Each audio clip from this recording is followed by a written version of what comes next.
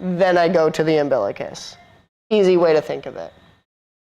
After I've done all that from face to face and face to side, I would do the exact same thing from face to feet and face to side. Then we're going to go for the lift techniques. But if we're all okay on that direction there, I'm going to demo it. Perfect.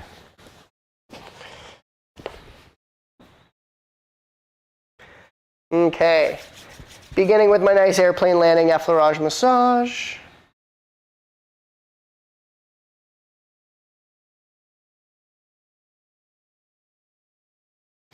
We're going to do some abdominal kneading, always in a clockwise motion.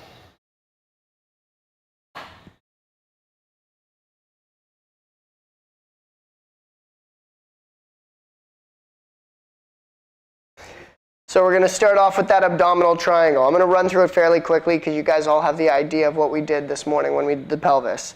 Starting in the umbilicus, work down through the ileocecal valve to the right hip, cecum, back up to the belly button, down to the sigmoid, across the top of the pubic ledge.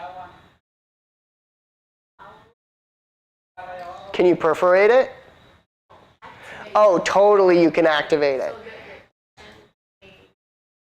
Oh, I've had that many times. They'll be like, oh, I gotta go. And then it's like, go to the washroom.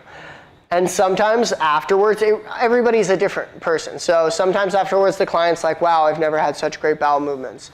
Then I've had some clients being like, I haven't had a bowel movement in a day afterwards. So that means like we've gotten really old waste off the lining of the intestinal wall. It's like clay, and it's getting stuck. So we need to do like maybe an enema or more coffee, daily cleansing tea, maybe just some more fiber in the diet, some more fruits, some veggies, stuff like that, just to get the bowels a little bit more activated, because you can get stuff off and they can get compacted after. Like I had this one guy, this is the probably craziest story I have when it comes down to what's come out.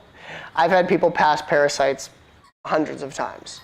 But this one guy, World War II vet, they ate these dried things apparently as like reserves, and they were like these cherry pit seed looking things. And I did his abdomen like 3 times, and he was having a really hard time going to the washroom, still just getting like really tiny little pebbles out. And so I was like, he's too old for me to be like, hey, go do a bunch of coffee enemas. He's 86, and so I was like, go for a colonic.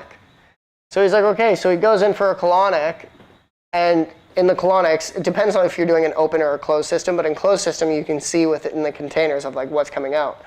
There was like tons of these like cherry pit seed things, and so that was stuck in his bowel for like, it was like 42 years. And that's stuck to the wall, stuck with poop. And so over time, it's just slowly eating away at that wall. As that peritoneal is replenishing itself, some of that old bacteria is just seeping in. That's the stuff that makes us like really infected. I've worked people who are so toxic really hard around their umbilicus area where I feel like a chunk. And then it's like almost like custard hard cheese starts coming out of their belly button and stinks really bad and smells like death. It's like people are putrefying from the inside out. So you work the belly button. Vertical, horizontal. Work your way out of that umbilicus. Head on down to the ileocecal valve and cecum area.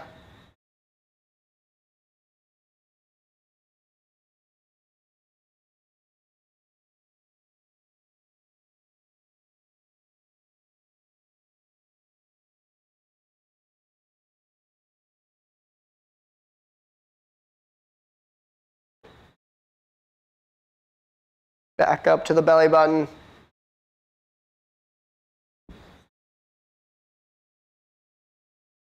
Head down the descending colon. Keep replacing that guide hand to keep that skin taut. Down the descending colon to the sigmoid.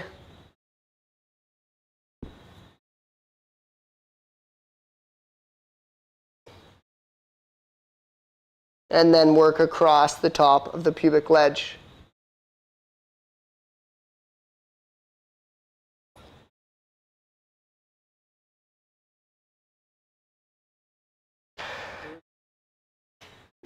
Upper middle part of the pubic ledge. So like right here.